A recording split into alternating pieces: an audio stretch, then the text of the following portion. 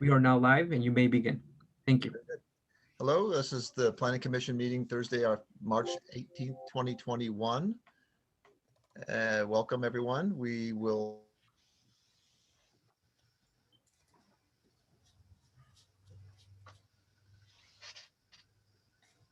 And it looks like Vice Chair Pevsner's feed is frozen. Yeah, I'm frozen again. Yeah, Roll- you're roll back. call. Oh boy. We can hear you now. Okay, I just said, I announced the beginning of the meeting and I just wanted to start with roll call. So Chair Dennison, he is absent today. Vice Chair Pevsner, Here, Commissioners Dallas, Here. Hutt, Here. and Spears. Present. excellent. Okay. Next, the approval of the agenda. I'll move that we approve the agenda. Second. So we have a second. All in favor? Aye. Aye. Opposed? None? Great, moving on. Approval of the minutes of March 4th, 2021. Anybody have any additions or corrections or deletions?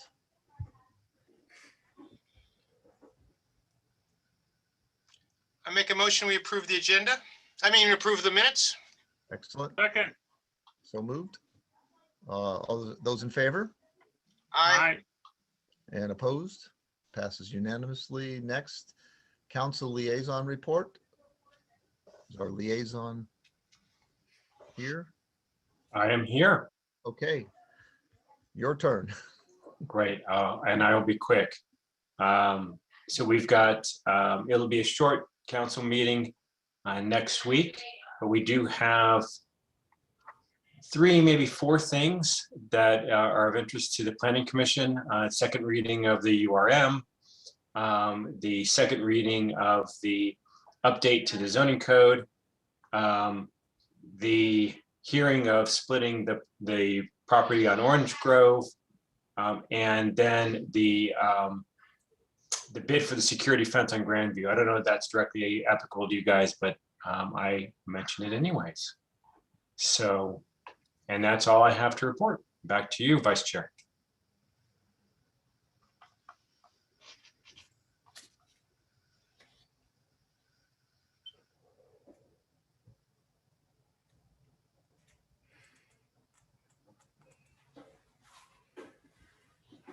And Commissioner Pevsner, is your feeds frozen?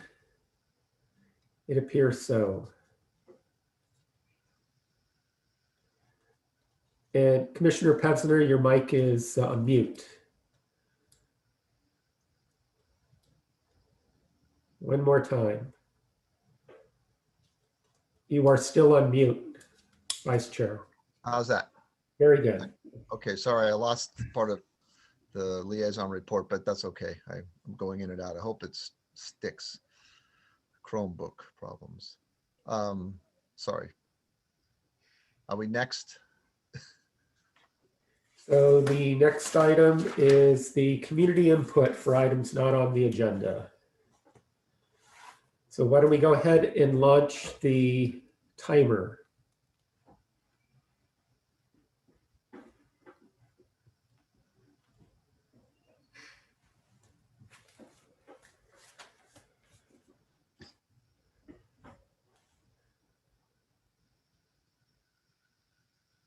So we're going to provide 3 minutes for community input. You can reach us by calling the number listed on the screen and on your agenda.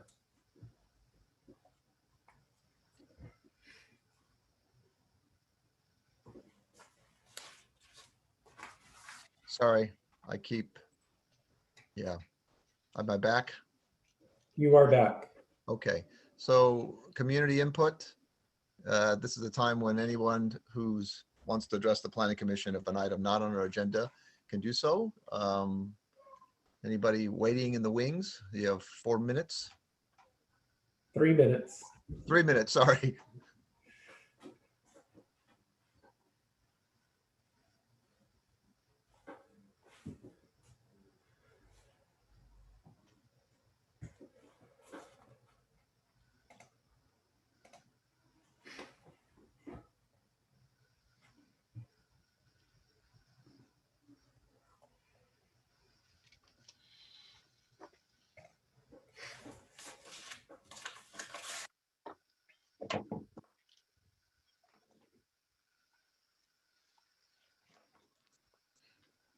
I'm sorry.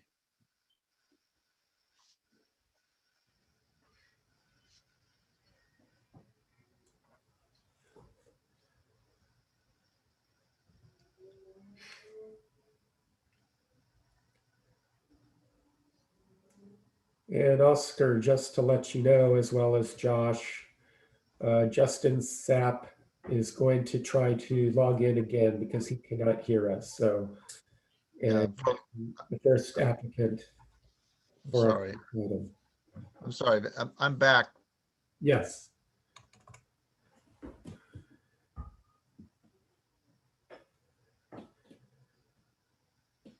And Justin Sapp has rejoined us.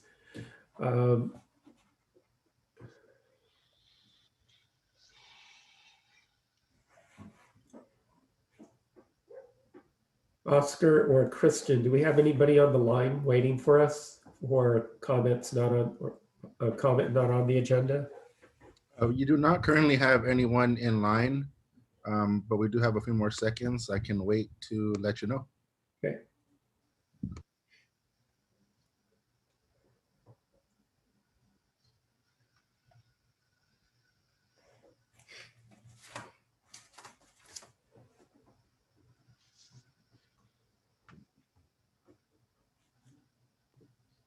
Vice Chair Pevsner, you do not have any callers for public comment at this time.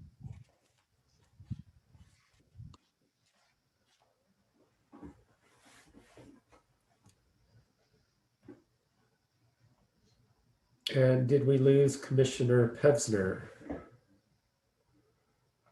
It looks like we have. So you are back, Commissioner Pevsner. We are going to the first agenda item, if you can hear me. Looks like he is frozen.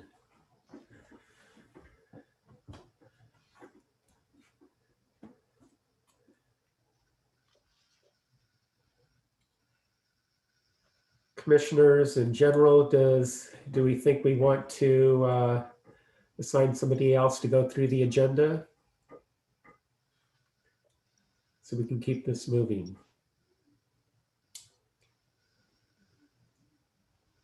I think we can move on to public hearing number 1 and see if Bill can rejoin us.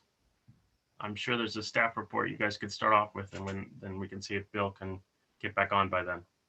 Yeah, so the first agenda item is a public hearing. It's a certificate of appropriateness to allow the installation of a sign program located at 170 West Sierra Madre Boulevard.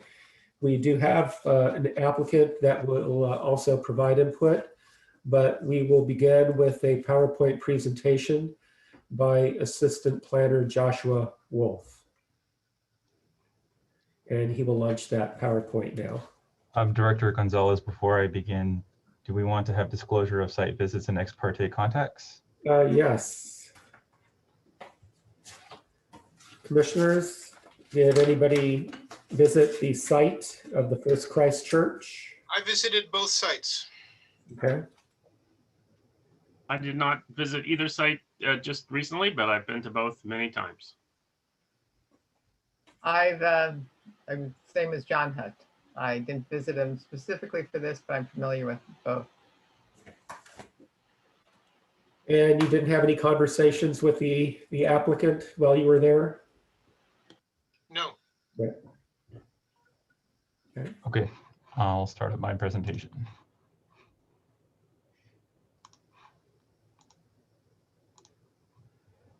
All right, good evening, commissioners and vice chair. Tonight's first public hearing will be for Planning Commission's consideration of Certificate of Appropriateness 21-01 of a sign program for Christ Church located at 170 West Sierra Madre Boulevard. The site is located at the southeast intersection of Sierra Madre Boulevard and Hermosa Avenue. It is a Sierra Madre historical landmark noted as the Congregational Church, listed in 1988. It is zoned institutional and is within Measure B. It is has a land use designation as institutional. Its neighborhood is comprising of commercial, institutional, Civic City Park, and multifamily residential properties. And of note, a larger side of the structure on property does face Memorial Park to the west. So a bit about the historic landmark. This is noted as the Congregational Church, circa 1928. It is documented, the documented architect and designer is Marsh, Smith and Powell and Mott and Marston. It is an Italian Romanesque revival architecture, notable use of exposed gray brick and concrete material with asymmetric massing and repetition of groupings of 3 arched openings. It was built between 1927 and 1928 as an expansion of what is now referred to as the Old North Church. It was designated as a historic landmark in the city's Register of Historic Properties in 1988.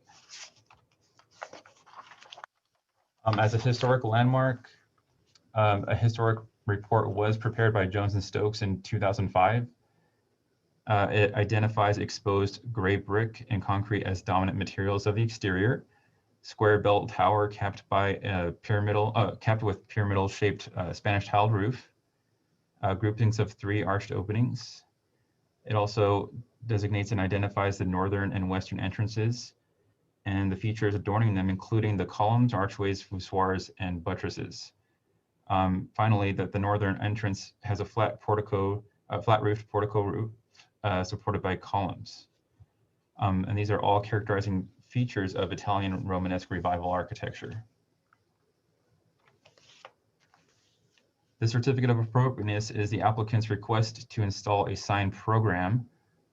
The sign program includes framing for various size graphics that may be removed and replaced on occasion. Signs will be mounted to the surface of the structure on either exposed gray brick or concrete. Signs are proposed to be located on the north, east, and west elevations, the east being the elevation not visible from public for the most part. Contents of the sign may vary on occasion with the primary intent to welcome people to the congregation. And pursuant to Municipal Code Section 1782-090, subsection A, all permits for alteration of historical landmarks which alter the exterior appearance as seen from the public require a certificate of appropriateness from the Commission. And pursuant to Municipal Code Section 1772.140 is basically that the installation of a sign is, it requires an approved sign permit by the city. And the city and staff find that the proposed signage is an effective aesthetic alteration to the exterior of a historic landmark, therefore, and thereby requiring the certificate of appropriateness. So the next few slides are going to be demonstrating what the sign program will be installing and replacing. This first one is the monument sign, where there is an existing sign. It's a marquee sign, as we saw on a previous slide, where they're being replaced in its existing framing without altering any bit of that monument for a more modern appearance.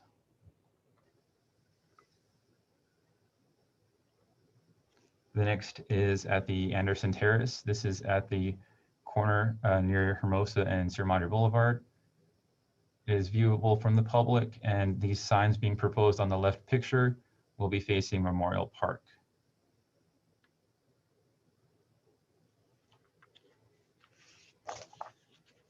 There is another public-facing sign. This is at the west face of the building near the southern portion of the property. This also faces Hermosa Park, and a sign proposed to span the width of approximately 3 windows here is proposed. Again, this is for the framing where graphics may be interchanged on occasion.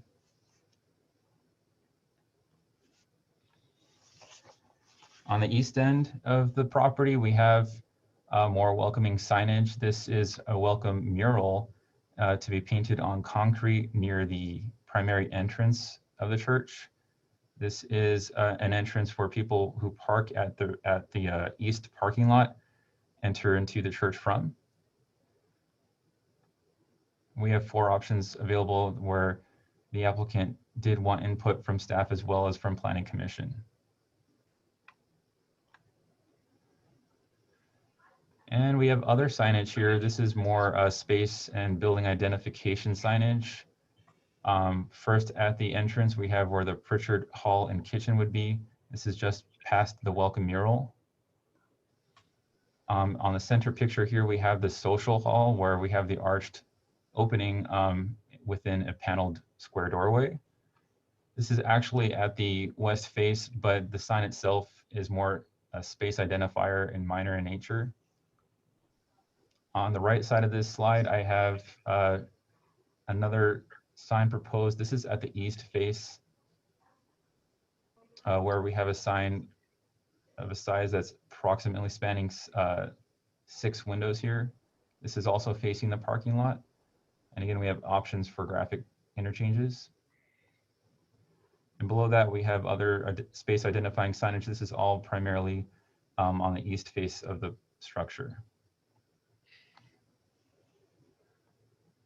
So in part of reviewing this certificate of appropriateness, we found that the scope of work being performed is in accordance with the Secretary of Interior standards, notably 7 and 9, where chemical or physical treatments such as sandblasting that cause damage to historic materials shall not be used. The surface cleaning of structures, if appropriate, shall be undertaken using the gentlest means possible. We find that the mounting of signs shall be compatible with the brick and concrete surfaces so as to preserve the structure and to avoid damage or erosion of surfaces. Mounting consists primarily of an adhesive that is both durable for outdoor use and gentle on special surfaces. And 9, that new additions, in this case, it's the exterior alterations, the aesthetic exterior alterations shall not destroy historic materials that characterize the property. And we find that the new work shall be differentiated from the old and shall be compatible with the massing, size, scale, and architectural features to protect the historic integrity of the property and its environment. Part of reviewing an appropriate certificate of appropriateness is the findings. First, with regard to historic landmark, the proposed work will neither adversely affect the integrity of the significant architectural features, nor adversely affect the historic character or value of the historic landmark. We find that the proposed project will be performed in accordance with the Secretary of Interior standards for rehabilitation of historic buildings. The sign program does not cause any structural detriment to any exterior faces of the building. And number 2, in the case of construction of a new improvement, addition, building, or structure upon a designated historic landmark site, the use of exterior of such improvements will not adversely affect and will not be and will be compatible with the use and exterior of the historic landmark, in that the installation of the sign will not require construction, and the applicant has enlisted this further. The applicant has enlisted the services of a professional with experience in sign installation on structures of similar material and historic value. Tonight, the Planning Commission can approve Certificate of Appropriateness 2101. They can approve the application with modifications. They can deny the application, identifying the findings that the Commission feels cannot be made and the basis for rejecting those findings, or they may continue the project and provide the applicant with direction. Tonight, staff is recommending that the Planning Commission approve the application for Certificate of Appropriateness 2101, subject to the conditions of approval. Thank you. That concludes my presentation. Okey-doke.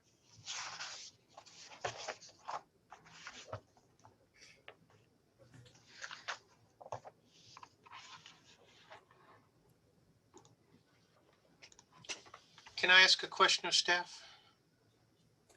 Sure. The locations that we looked at are fixed. There's not going to be any additions other than the ones that were referenced in the material in the packet. Is that correct? So our packet shown has a 2-phase project. So you'll see signs go up in 1 phase, certain locations, and then in another phase at the locations. And all those locations I have presented in the packet both phases of the project. But in no other locations. Not within the scope of this application. Ugh. Chromebook. I'm here, but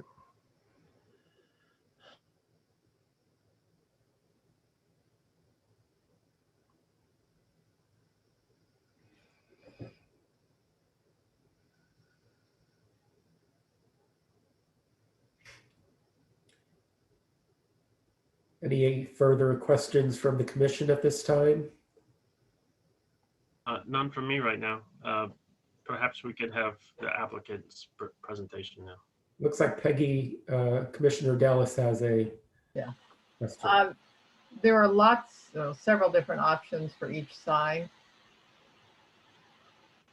Are they going to be cycled through? Is that just, are those the options that we'll see, or will they're just examples of option style? Or I didn't understand all the options. Well, I believe the options are be considered by the commission, so you can choose which background you think works best. But the concept of this sign program is that these are interchangeable signs, and the graphics will change in time. Okay, because there seemed to be like a white one and a green one and a black one, and they all seem very nice, but I'm wondering what would happen if we had a white one and a green one and a black one in different places around. That might seem less professional. I don't know. And so, but I believe the intent was to keep in one theme. We had 3 themes presented to us, and the applicant had come to the city to ask for input from staff, to which we carried the application forward to Planning Commission for input. So Commissioner Dallas makes an excellent point, is that the examples we were given, one of the things that appealed to me was that their appearance was subdued. It wasn't orange or chartreuse or some, day glow color. Do we have it, are we authorized to say that we like this color palette, or are we approving just the location or the appearance of the sign?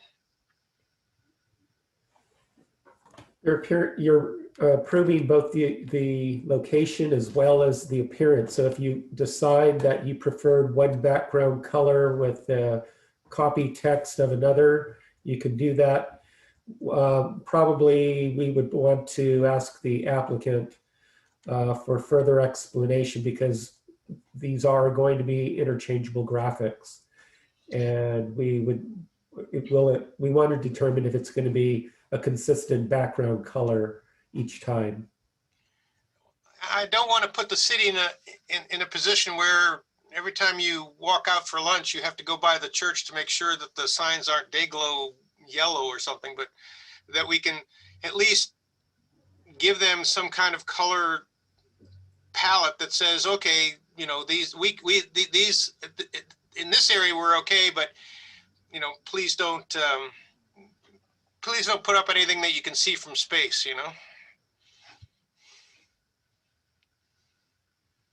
I think that's one of the reasons why we decided to advance this to the Planning Commission, to make sure everybody's comfortable with the direction we're headed.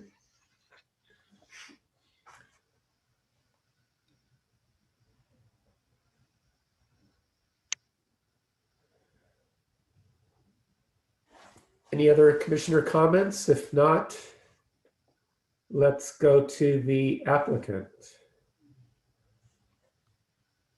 Good evening. Thank you all for your warm invitation and including me. Thank you, Vincent and Joshua, for your presentation. I really appreciate it. And thank you, Commissioner Spears, for expressing your concerns. I totally empathize with those and understand. I think we were looking for more of a hot pink. So, that's kind of the, I'm just messing with you. So as Commissioner Spears alluded to, he used the word subdued, which I thought was so appropriate. And so we have here at Christchurch, we have some branding color guidelines. And what you saw with the dark blues and greens and whites, that's really the world that we live in on all of our graphics and content that we put out, whether it's online or on social media. We're Christchurch SM on Instagram. So if you ever get the opportunity to just kind of go through there, you'll see very quickly that our aesthetic is very, very conservative. And like you guys, you know, as Joshua so eloquently presented about the history of the building, which I appreciated. I'm a history nerd, history major, and I fell in love with this building. It was one of the reasons I decided to come and work here as a youth pastor and creative director, and also head up our communications team. And so our goal was to do everything we could to not take away from the integrity of the structure and the beauty of the structure, but really try to do what we can to enhance it and actually bring some attention to the beauty of the building.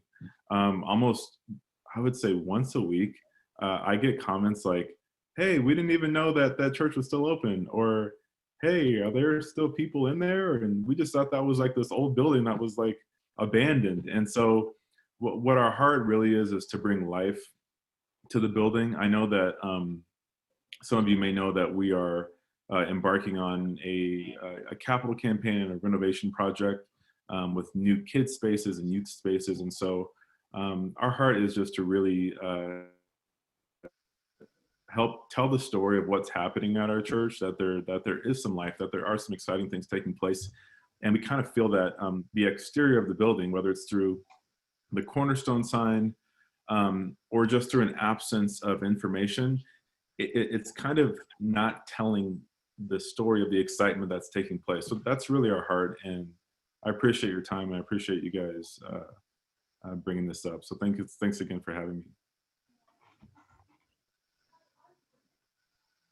And I can answer any additional questions you have as well. Thank you. Mm-hmm. Any questions from anybody else? I have a question. Do you have this color palette delineated somewhere? Absolutely. That can be put into the packet as, you know, a range that you're staying within? Absolutely. So I know Joshua has my first kind of slide proposal. And in that, you'll see that the two fonts that we use, the colors that we use. Our team at church, we kind of really like that dark blue color. So that was the one that we kind of most liked. And so I did, as Vincent said, you know, showed more options just to see kind of what we were thinking. But, you know, again, our hope was to keep it in those dark neutrals. But I'd be more than happy to share that with you, Miss Dallas.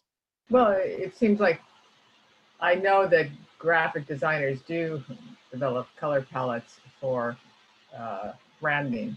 Mm-hmm. So if that could be included, the branding color palette for the church could be included in the packet, then we have a range that we can point to and as part of the approval. Absolutely. Absolutely. I can forward, yeah, that's our branding guide. I can forward that over to you right away. Okay. Well, I guess the staff, yeah.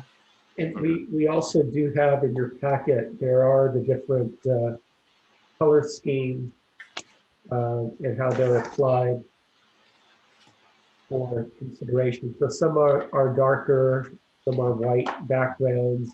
There's a whole series of different ones that you can see in there.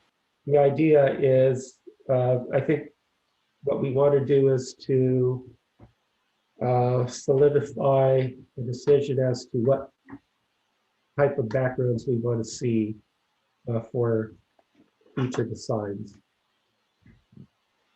Okay, can I add a little bit more? I personally really like where this is going, because I too thought the church was like, nothing's happening because you can't, it's left to your imagination and there's nothing. So I'm very excited about this outreach to the community, and it seems very sensitively done. And to a certain degree, I wouldn't mind allowing variation on the signs a little bit because it's dynamic. And so I don't know, do we, especially if you're going to be interchanging these, which would add extra life and, you know, interest to the pulse to the church, whether we need to absolutely decide, because they all seem nice and all within the same sort of language. That's just my 2 cents. If the commission elects to go with the proposal that the background colors, text, copy will change as indicated kind of in phasing. So it will interchange if that's the proposal here. So if you have an interest in accepting that concept that they will interchange and have different background colors over time, you can do that, or you can select a static background and then allow copy. I think the concept of interchanging background colors over time is what the applicant's desire is. I'm okay with them changing the colors inside of a given palette and the type inside of the fonts. I don't want to tell them, well, you can't. There may be other colors that we haven't seen tonight that would be just as appropriate. So I'm more interested in the fact that they stay with the intent of having it be subdued, nothing, nothing too bright, nothing too outrageous. And if they need to move it back and forth, that's fine. And I mean, I certainly don't want to put the city in a position where they have to constantly check on the signs. But on the other hand, I want to give the church the latitude to change them when they need to or when they feel they want to, but stay inside of a certain, corral of colors.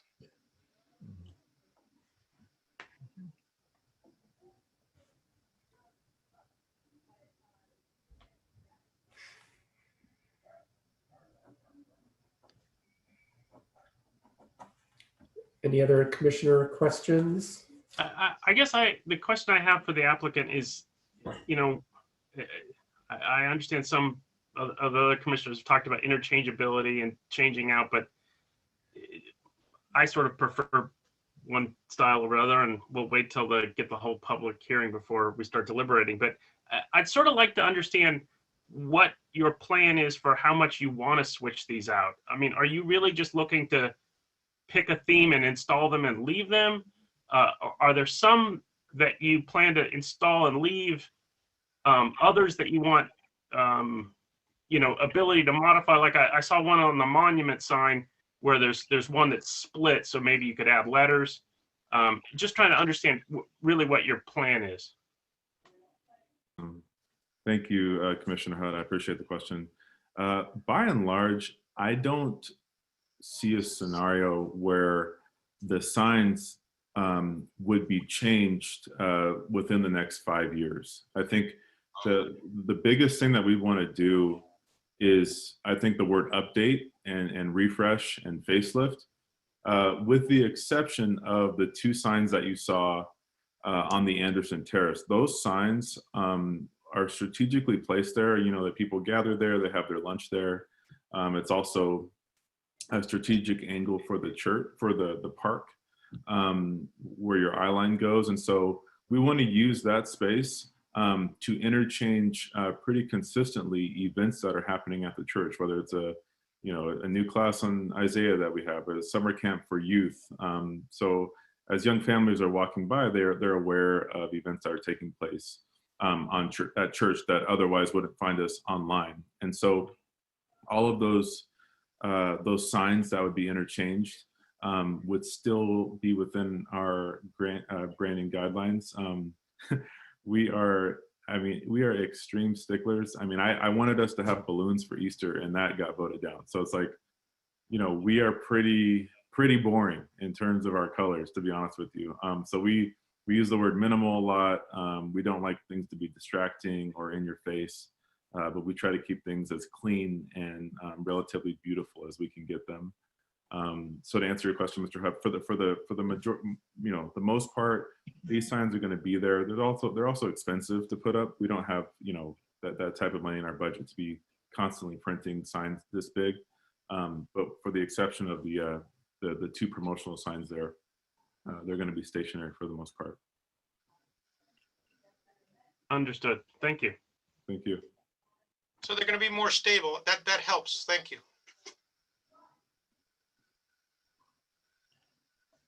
All right. Any other comments?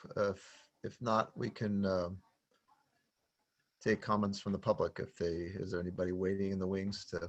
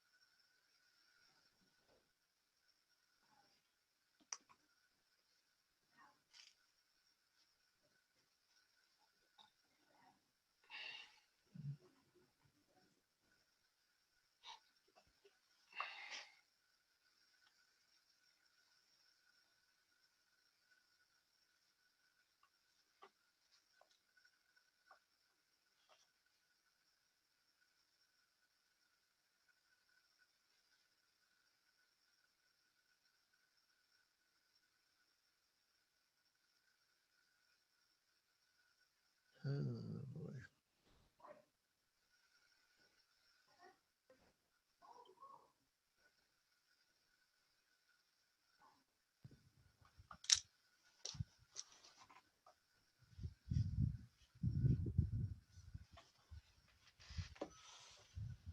Vice Chair, there's about a minute left on the timer, but I did want to give you the heads up that we don't currently have any Perfect. callers for public comment. I was just about to ask. Okay, well, if there isn't any, should we let the timer, do we need to let the timer expire or should we just move on and bring it back to the commission? I don't know what we're required to do. I guess we'll wait.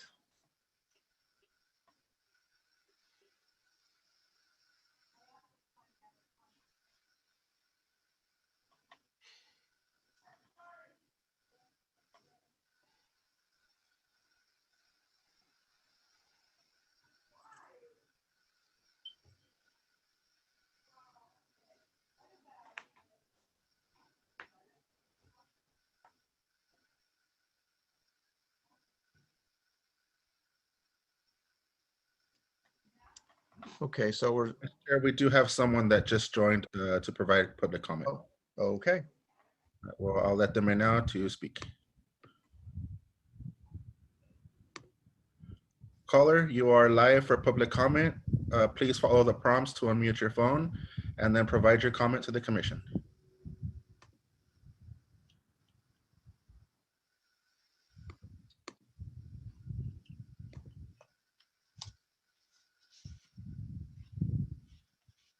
Caller, you are live. Please proceed. Yeah, this is Rick Simpson. I'm a resident. Go ahead, the commission can hear you. Okay, I'm a little confused as to what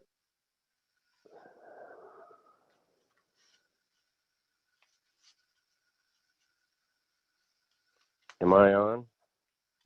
Yes, you are, sir. Okay, I'm just a little confused as to the source of the illuminate.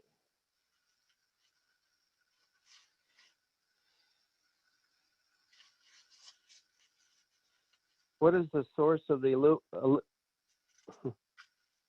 well, you're talking over me. What is the source? The illumination. Are these neon lights or are these just incandescent lights?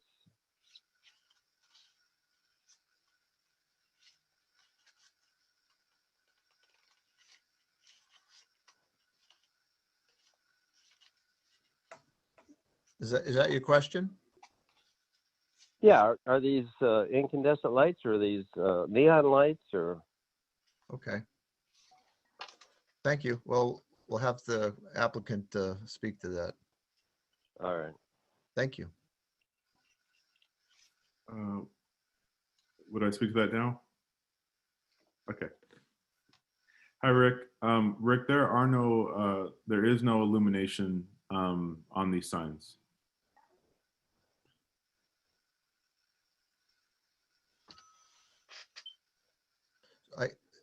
Is that clarifying? Does that mean there won't be any lights shining up at them, or they themselves will not be self-illuminating, correct? Yeah, they will not be self-illuminating. I wish some of them were, but Sure. they won't be. Yeah. Okay. Okay. Anyone else waiting still for comments? Vice Chair, you do not have any other callers for public comment. Terrific. Okay, great. Let's bring it back to the commission.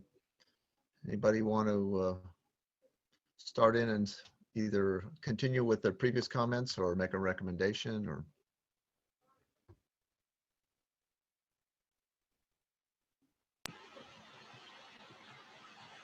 I recommend that we approve the application with the inclusion of the graphic standards guidelines for the graphic guidelines for branding that include color and typeface that was mentioned. Okay. All right. Do we have a second? Can we deliberate a little more? Okay, keep deliberating. Go ahead. Your turn. I guess I think they're all really well done, but I do very much prefer the darker colors. I think they fit better with the building, and I think some of the lighter colored signs, especially the large banner sign on the east and the west, are very bright in the light colors, and it would be my preference that especially if these are signs that they're just going to install and leave, for 5+ years, that they use the dark background on all of the signs other than the Anderson Terrace. And those signs are relatively small. And if they wanted to switch those out with the dark background or the light background, I would be fine, for them to cycle through those as they go. But if they're going to choose one for the long haul on all the others, I would very much prefer the dark color. And on the welcome mural, where there's both dark and light and different font choices, I prefer the dark with the serif font as opposed to the sans serif font.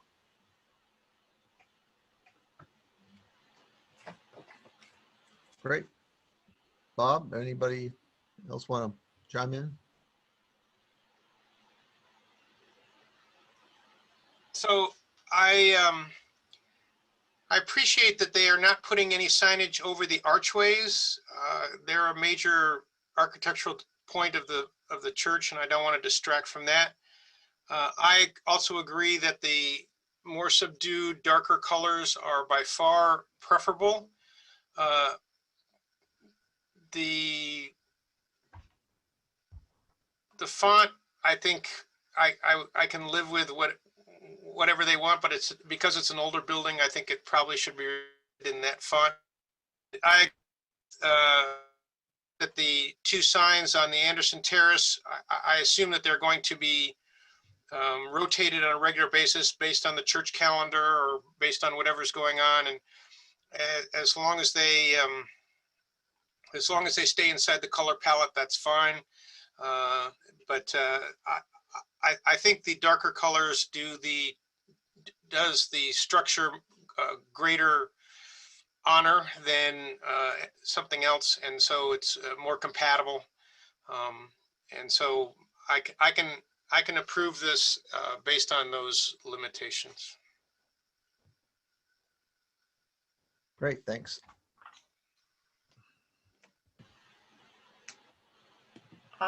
Regarding the poster signs that are going to be constantly interchanged,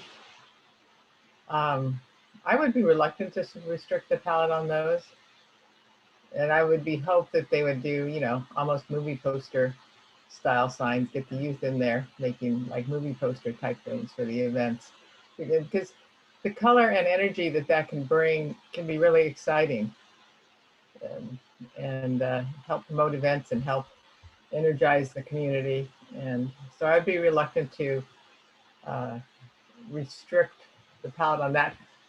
If I was going to restrict anything, I'd want to refrain from using it as a bulletin board with little scraps of paper that hang up there forever. It should be more display art. So, Very that's, good. you know. Thanks, Peggy. Yeah, my preference, I think, is to with John, that the darker backgrounds seem to blend in with the building. That's consistent with what Bob said.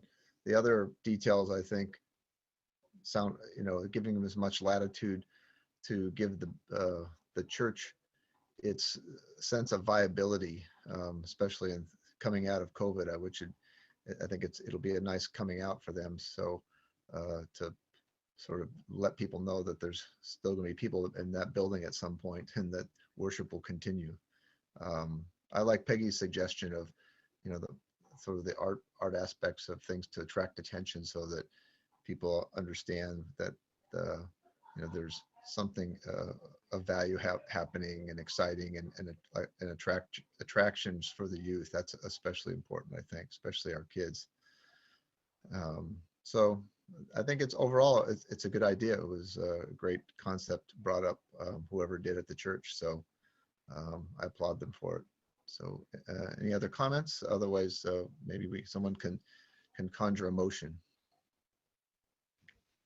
I just want to say I concur with Commissioner Dallas on the interchangeability of the Andrew Terrace signs. I think that those signs are rather small and they can, you know, they're not going to, even if they're sort of bigger colors there, it's not going to overpower the building, and it could provide some life. So I'm fine with those signs being interchangeable.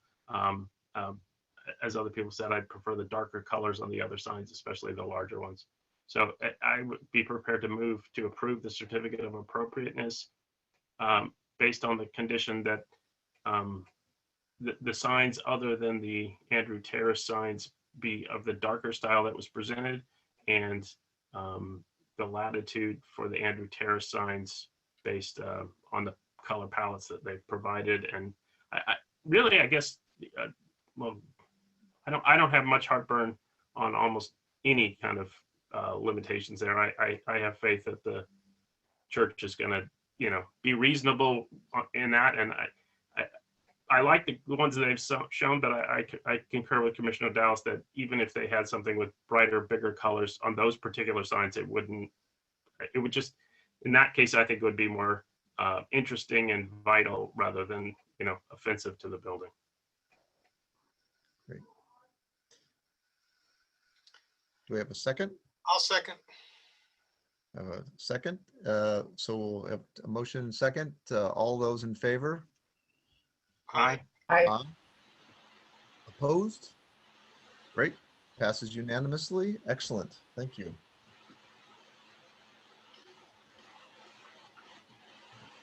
Okay. So, oops. I guess we'll move on to the second item, the conditional use permit 2001. I take it there's a presentation. We do have a presentation by staff. Josh will be making the presentation. And this is a conditional use permit for a new cell tower adjacent to the public service building. Great. Go ahead.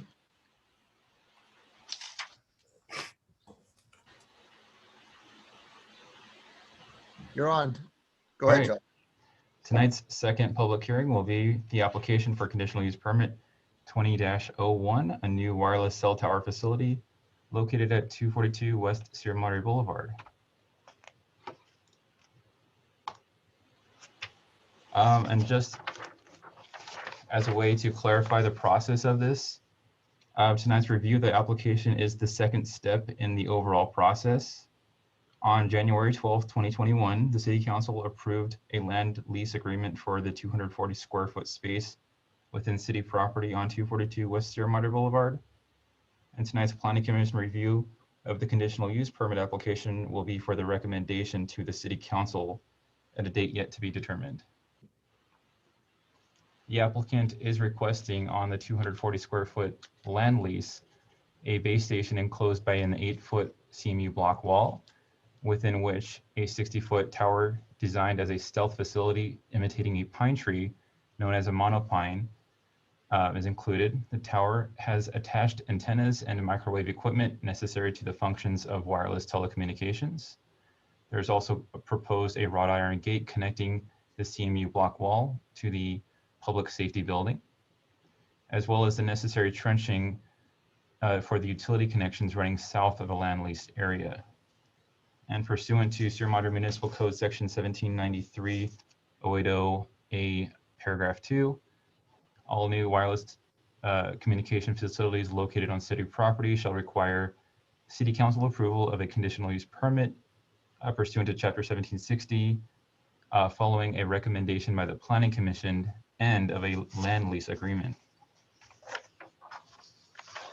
Project is being located on 242 West Sierra Madre Boulevard.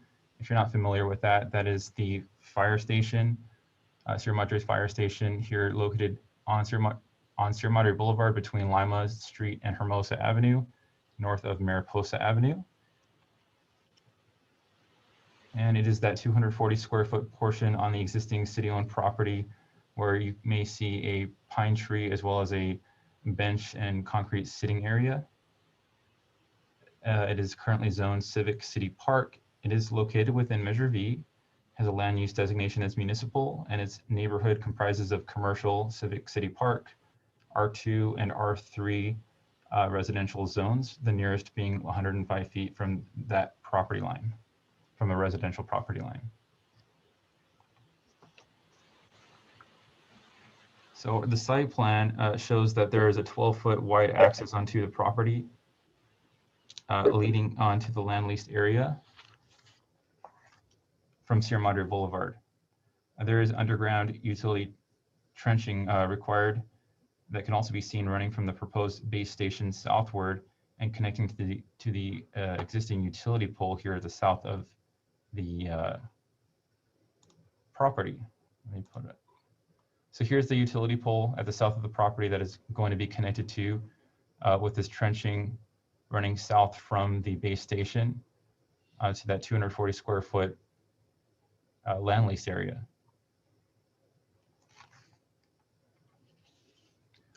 And there's a more close-up floor plan showing the enclosure of the base station by a CMU block wall. And lighter line weight, the existing location of the 90-foot pine tree is shown as a reference to the location of the monopine proposed to be replacing it. So here where my pointer is where the existing tree is located.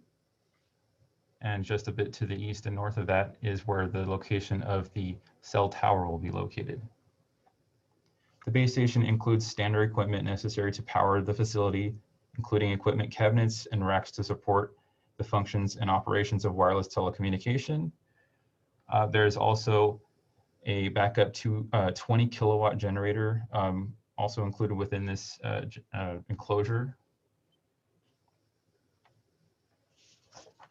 And then I have a cross section, a top-down cross section here shown of the cell tower itself.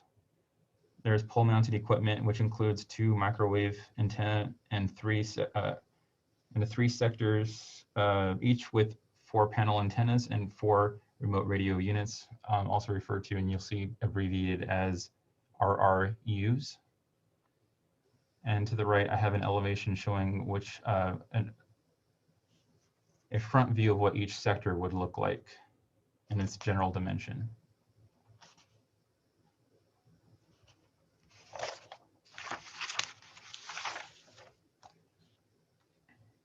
So an overall elevation of the facility in whole at the south elevations and east elevations shows here the ground level an elevation up by 8 feet is where the top of the CMU block wall ends. And up to 15 feet is where the lowest branch starts. Moving up more, we have the top of the pole at 60 feet and the end of the tip of the branch at 90 degrees, pointed at 90 degrees, at 65 feet. Branches that are mounted and attached directly to the pole are typically angled 15 degrees above horizontal, increasing to 30 degrees and 90 degrees near the top of the pole.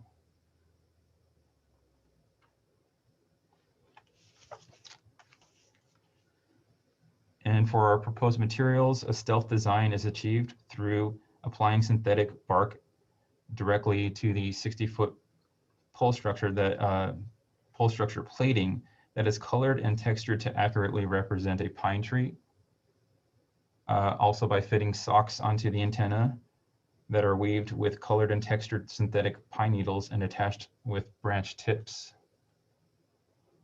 Socks may also be attached to the microwave dish in a similar fashion to achieve that camouflage. Installing branches with color, texture, and synthetic branch tips and pine needles, approximately 3 branches per every 1 foot elevation moving up the pole, beginning at that 15-foot elevation. Branches are primarily range between 6 and 10 feet long, shortening near the top of the pole to between 3 and 5 feet. There are a total of 142 branches mounted to and attached to the pole. If I can go back 1 slide, 2 slides here actually. The cross section here, I want to demonstrate that there's a typical spacing between branches at each 1 foot elevation of 120 degrees concentric to the pole itself, varying in position at each 1 foot elevation. So I know that was very wordy, but if you're familiar with the assembly of a faux Christmas tree, it's very similar to that.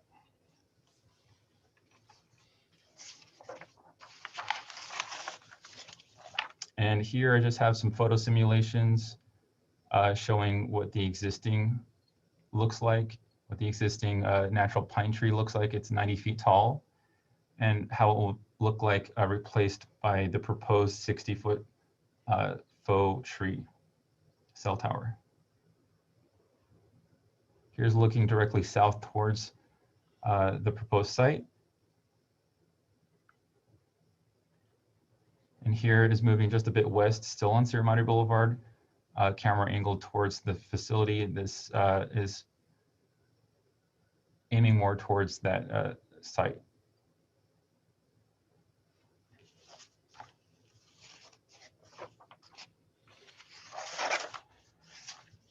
In terms of LTE coverage existing, we have here, you can see in purple is the dead zone or the most unreliable coverage in terms of LTE coverage, where yellow is marginally reliable and green represents the most reliable coverage.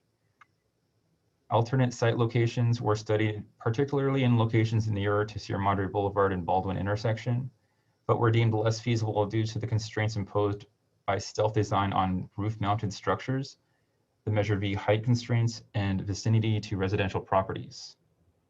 The chosen location at 242 West Sierra Madre Boulevard offered the most available land to construct a new base station at ground level and install a tower that could incorporate stealth design in a fashion that did not require a structure that would conflict with Measure V height requirements. And in installing this new facility, we'll have the proposed LTE coverage, gap of which is being significantly covered here. As you can see, there is still some unreliable coverage here, but again, as explained earlier, so a location closer to this intersection would be more desirable for better coverage and more overall coverage. But again, there were too many development constraints limiting these options.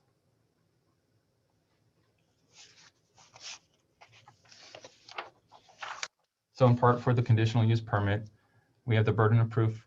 This is a summary of the findings for the conditional use permit. The first, that there is adequate on-site space on the property of 240 square feet, that the cited area is generally flat, and the facility is located further than 50 feet from the nearest residential property, where in actuality it is measured at 105 feet to the nearest residential property line. 2, that the site is sufficiently accessible from Sierra Madre Boulevard and is not anticipated to generate any traffic and that it will not be manned during normal operation.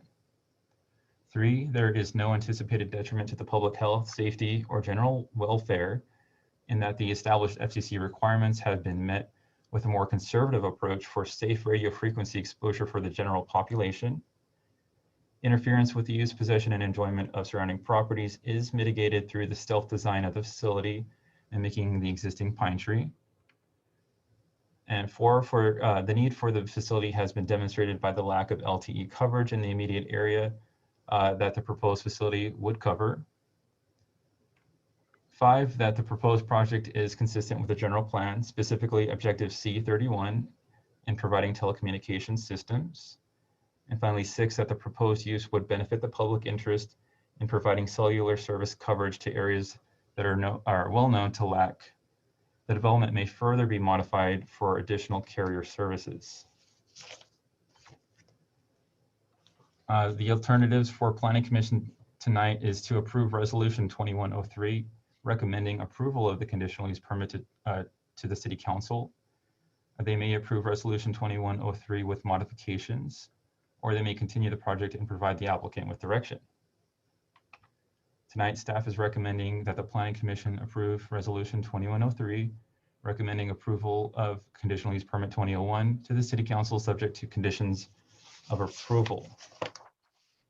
And before I conclude my presentation, I just wanted to add an anecdotal statement that alternative options in design were discussed and explored between the applicant and staff. There are alternative tree designs between eucalyptus, broadleaf, pine, and palm. Among these options, staff felt that pine was the most appropriate. Staff had also pondered a more creative approach of the stealth design of the facility, including features such as water towers, a watchtower, and a clock tower. However, many of these options were veering into the definition of a structure that Measure V would have limited height on and otherwise cause too many delays for the applicant in terms of gaining voter approval. And that's all. That concludes my presentation. Great. Thanks, Joshua. Anybody have any questions of staff? I have a couple.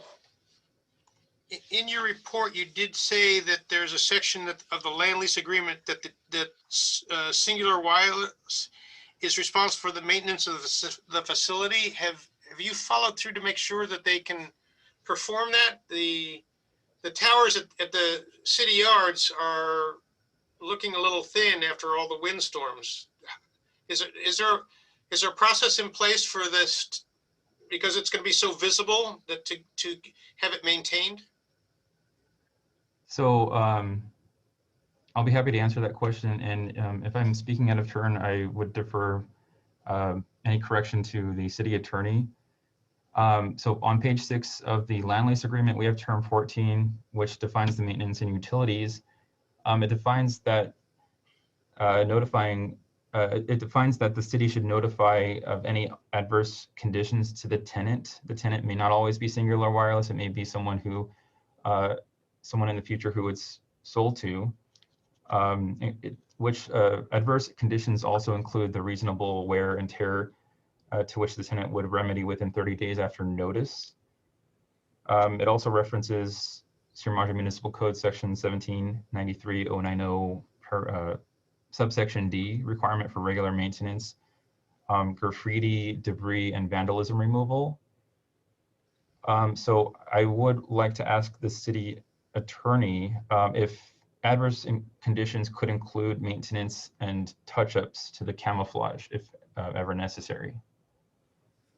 Yeah, that could. And I really think this is going to be an enforcement question for staff, because to the extent we find that the maintenance is not adequate, we should let whoever the owner is at the time know. And if they don't comply with that requirement, if they fail to fix it in time, really that's a breach of the agreement.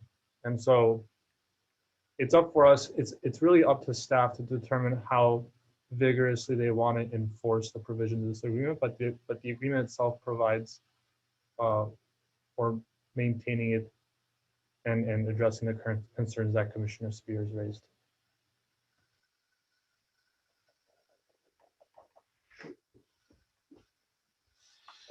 Thank you. Any other questions or? I have a question about the health concerns around the cell tower. It has to be 50 feet away from a residential area. Are firefighters staying at the facility overnight? Is that what, do they have a residential space there? And what about the office next door if he's working there 8 hours a day or whatever? I'm just want to, you know, cover the bases and stuff. Yes, the firefighters stay there 24/7.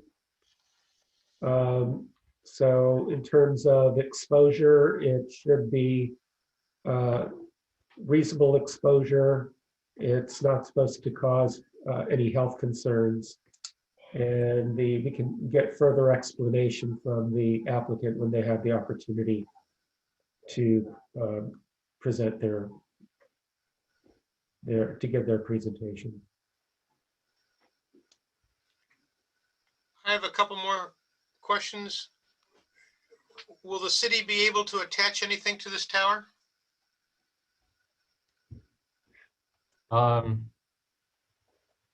Well, so the question is, will the city itself as its own entity be able to attach to the tower? Suppose Oscar wants to put in a microwave link to the library and the rec center and things like that. Is the tower available? I mean, is that a possibility? Or is it only whatever the wireless people have on it?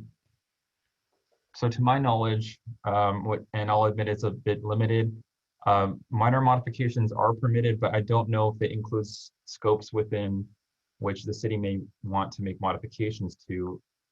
I don't know if it's defined in our land lease agreement with the tenant, but maybe our city attorney or the applicant may be able to clarify on that. I know that during the course of the negotiations, that issue never came up. I'd have to review the agreement more closely to see whether it allows the city to put anything on the tower, but the city never intended to, so during the course of negotiation, it never came up. Okay. And the last thing is I noticed that there's going to be a gate that's going to go across there. Is that addition from the cellular people or is that a city project? That was requested by the fire department.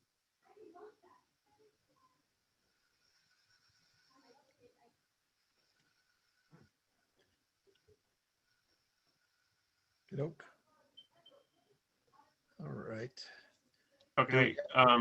If you're done, Bob, I have a couple of questions too. It doesn't seem to me that there's enough height on the tower as contemplated to co-locate antennas for another cell company. And I was wondering if thought was given to that about maybe making it taller so that we could have multiple carriers on the same tower instead of having multiple towers through town.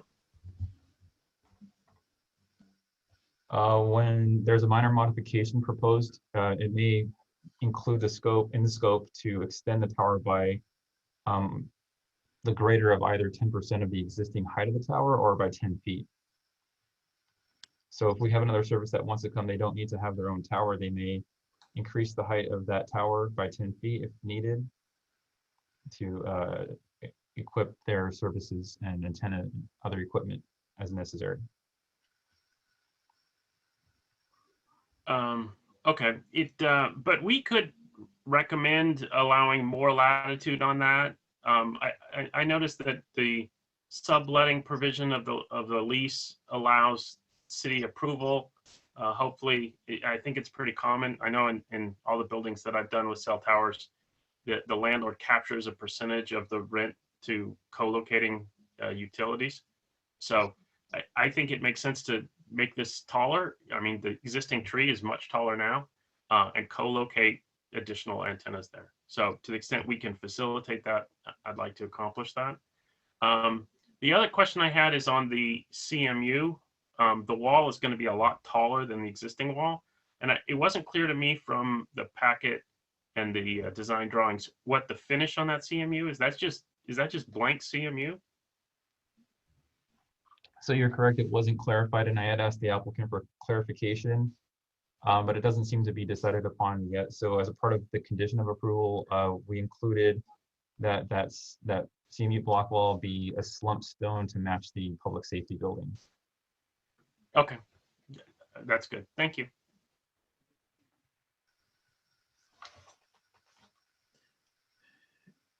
Anybody else? Questions? Nope. Vince, is there a applicant waiting in the wings to? We do have John Pappas, who is the representative who will be giving his presentation, responding to questions. Hi, can you hear me? Yes. Yes. Okay. Yeah, my name is John Pappas. I'm the applicant representing AT&T. To address some of the comments, as far as making the tree taller to facilitate future co-location, we would be happy to do that.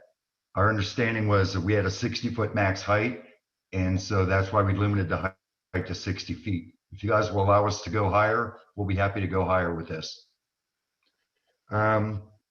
There was concern about health effects on the firefighters who are living in the facility there. This is tricky for me to address. As you know, this is health effects cannot be used as a reason for denial of the project. And it's not something that can be hashed out, I don't think, in this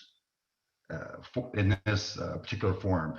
I would say the firefighters are certainly aware of the site. They are familiar with cell sites, and if they themselves were concerned, I would assume that they would voice those concerns. I believe the fire department, as in the case of the wrought iron gate, have been involved in this project to date. So I can't give you anything definitive on the health effects.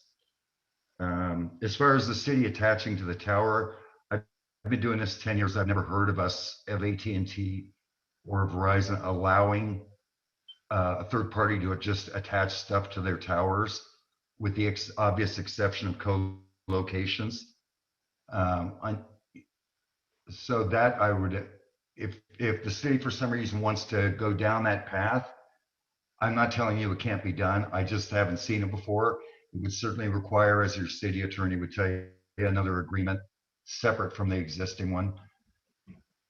So I can't really give you, a definite yes or no on attaching to the tower. In the COA for the CMU wall sounds fine. We would be happy to have that CMU wall enclosure match the existing structures as closely as possible. So that's all I have to say at the moment. Great, thank you. Any questions, any other questions or clarifications of the applicant? One quick question. So thank you with regard to the condition of approval on the slump stone. I think that would make it look a lot better. I'm glad you guys are okay with that. Just to clarify on the wrought iron fence, that was the request of the fire department, but is the fire department paying for that, or is AT&T paying for that? AT&T. Okay, thank you very much. Vice Chair, may I ask a question of staff? Go ahead. Staff, do you remember why we limited it to 60 feet? Was that a requirement in the municipal code or some kind of design standard?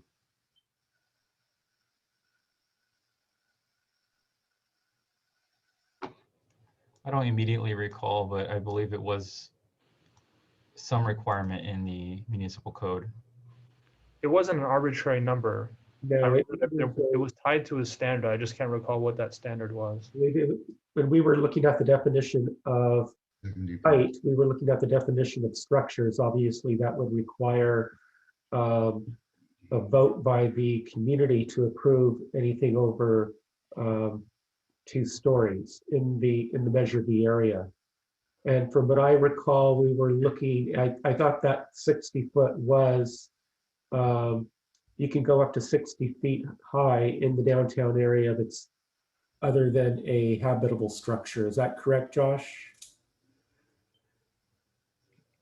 So I believe you're contemplating structure from Measure V requirements, which are different requirements than the utility pole, which we consider to be a utility service. Not quite a structure that is covered by a roof, which Measure V specifically limits height on. But I am looking in the municipal code right now to see if there is a specific call out for 60-foot height requirement. Hi, if you look at 1793-70.6, it limits the facility height on a city-owned structure to 60 feet.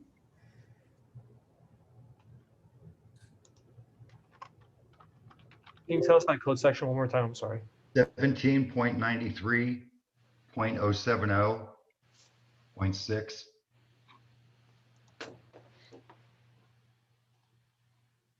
Okay.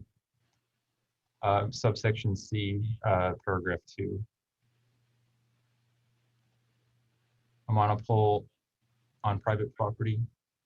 Oh, wait, no.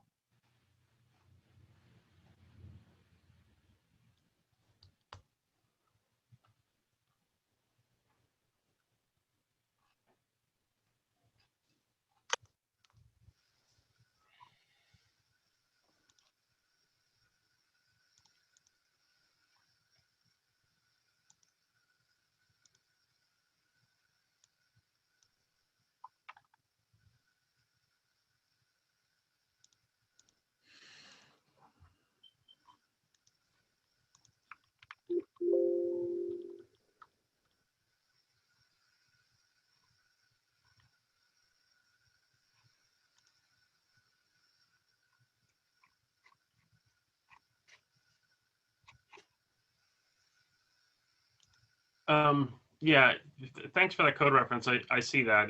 So it does look like 60 feet is the max height we can do. It just strikes me as when you look at the purpose of the same ordinance that says we're trying to facilitate co-location, those are somewhat inconsistent, but I guess it is what it is. So 60 feet is all we got.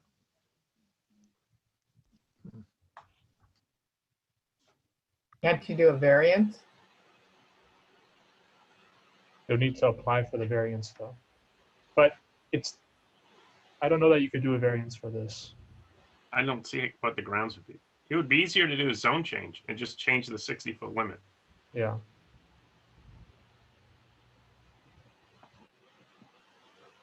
Would a taller tower provide better coverage?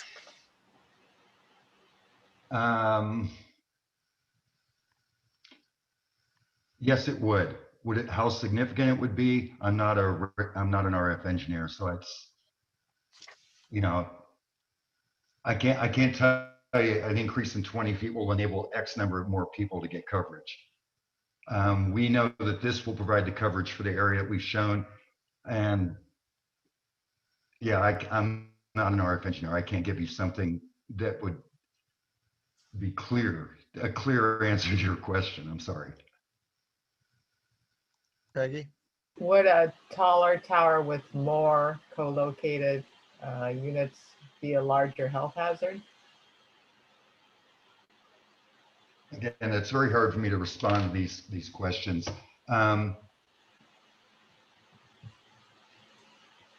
These cell sites are everywhere.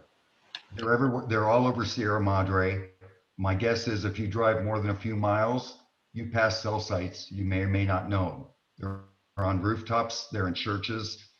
They're on top of hospitals. These things are everywhere. Having additional carriers in that context, I guess that's the answer. You already got a bunch of these things. I don't know that adding another one is going to is going to make much difference. It's just on a basic level. So I have a question for Alex.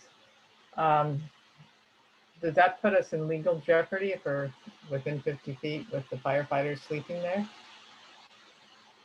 No, it shouldn't. I mean, to my knowledge, are you asking, is the cell tower going to pose a health risk to the firefighters? Is that your question?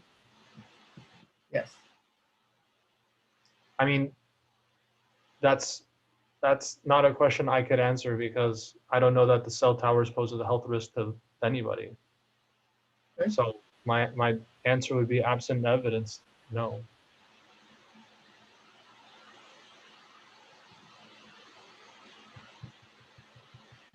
Well, it just does, you know, it's a 50-foot distance to a residential area, and that's what started it. So. I'll say this. If you Google American Cancer Society, do cell sites cause cancer? You can see their very clearly worded position on this.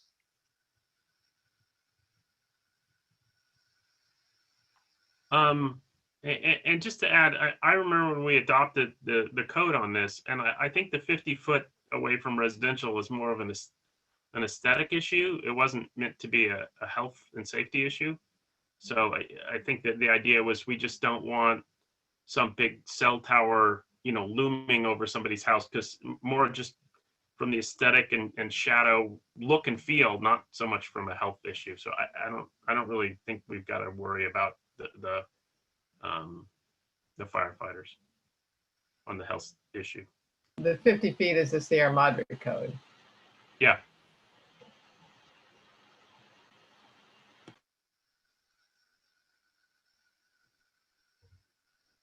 Any other questions?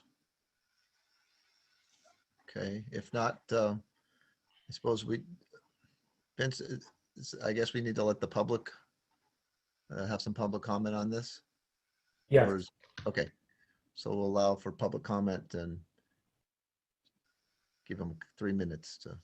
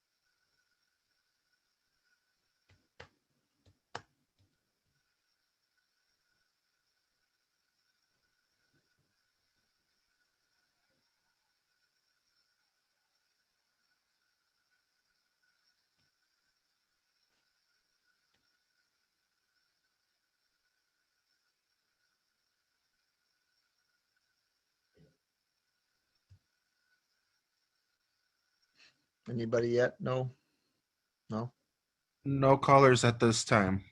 Okay, well, last time we got one with 10 seconds left, so I guess we'll have to run it out.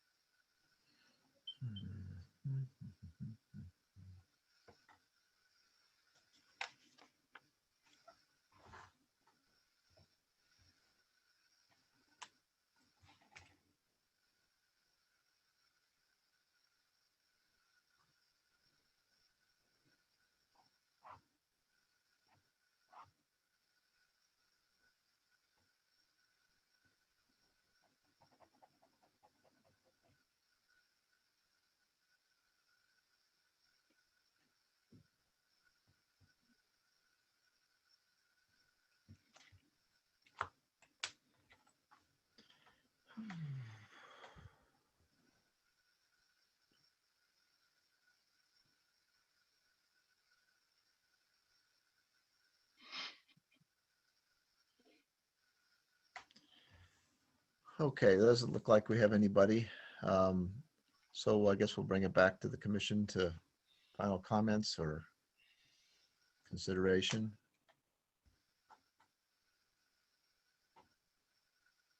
Anybody have any further comments or disagreements or improvements? I can start. Go ahead, Bob. So we moved into that fire station in 1976 from the old station at 55 West, the old city hall. And at the time, that pine tree was pretty small. It's now grown to be really large, and just looking at it, I have doubts about the ability of its base to support the 90-foot tree up above it. So first of all, removing the pine tree, I think would probably lessen the liability to the city for having that tree fall on neighboring properties.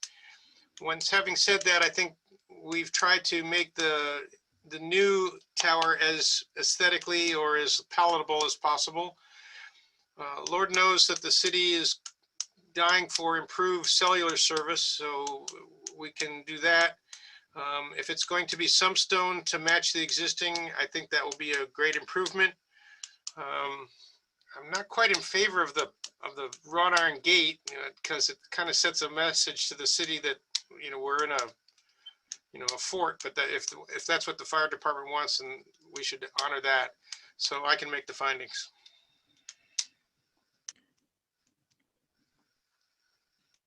John or Peggy? Yeah, I concur. I think it's sad to see a real tree get cut down, even if it maybe is nearing the end. But we do need better self-service, and so I think this is a worthwhile addition. I also think a fake pine tree is probably better than a fake any of the other kind of trees they talked about. I wouldn't be adverse to this being higher, especially when replacing a 100-foot tree with a 60-foot tree. If there's a way that we can figure out how to do that, I recommend that to the city council. If not, we should consider changing our code going forward, because if we really want to co-locate and have less of these towers, we need to make them taller. And the coverage issue isn't really so much on the first one up on the tower, it's the lower ones down, because at some point you get so low that you just can't co-locate. So I can make all the findings, and I appreciate the applicant switching the CMU to slumpstone. It's going to look a lot better. Yeah, go ahead, Peggy. I can make the findings, and I, with the CMU wall matching the existing fire building. And the health issues, I did look that up. It doesn't seem to be an issue. My quick internet search. And if at all possible, I hope the city can consider making it taller, but by all means, let's approve this going forward. We absolutely need this extra cell coverage. So. Very good. Yeah, I concur. Other than my self-interest of wanting one up at Turtle Park by the canyon right near my house, I think it's a welcome addition. So anybody want to make a motion? Also move. I'll second. Great. First and second. And all those in favor? Aye. Aye. Passes unanimously. Thank you very much. Excellent. All right. So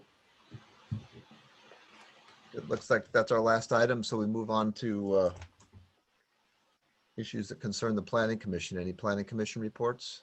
Commissioners? No? Okay. Vince, anything from the Planning Department?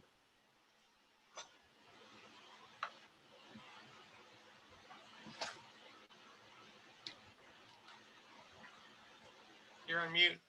Oh, no, am I? No, you're fine. Okay. I unmuted myself and then muted myself again.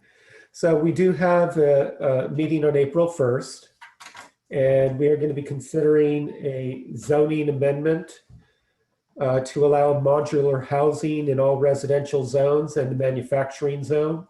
This is one of the requirements for our housing element update. And also, we are considering under the same action an amendment to the large family daycare homes to be permitted by right in all zones. And that's per Senate Bill 234, also required for our housing element update. Those are the items that we have scheduled for a public hearing. Very good. Thank you. All Vice right. Chair Spencer, may I make a quick plug? Yes. So the California League of Cities, which is the organization that advocates for cities in California, is hosting a Planning Commissioner Academy. It's a virtual event, March 25th, 26th, 31st, and April 1st. If you're interested, the registration, you can register through their website. There's a lot of interesting topics, all relevant to the Planning Commission. And honestly, I'm being self-interested because I'm one of the presenters for one of the sessions. So, what's the name of what's the website? www or just give us the website is. Can you send it to all of us? Yeah, okay. I can. It's cacities.org. Oh, okay. Got it. Vice Chair Pevsner, may I make a comment? Go ahead. So I attended one of the Cal Cities events for new city councilmen, and I did find it to be of extreme value. I can't say anything about the one for Planning Commission, but I imagine that it is just as good, especially if our city attorney is going to be presenting. Right. Care to share one key caveat that you, as a newbie, that you appreciated the most? They went through a lot. What they did in ours was they had a mock city council meeting. And it made me extremely glad of the way we run our city council meetings. They did one that was like, they called it Dysfunction Junction.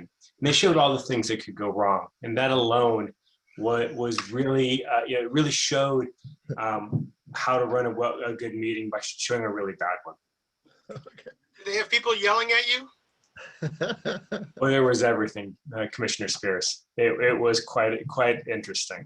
People in costumes or anything? Gorilla outfits. Great, thank you. Well, hopefully that maybe we'll have time to do it. Thank you very much. If there's nothing further, I'll adjourn the meeting to April 1st.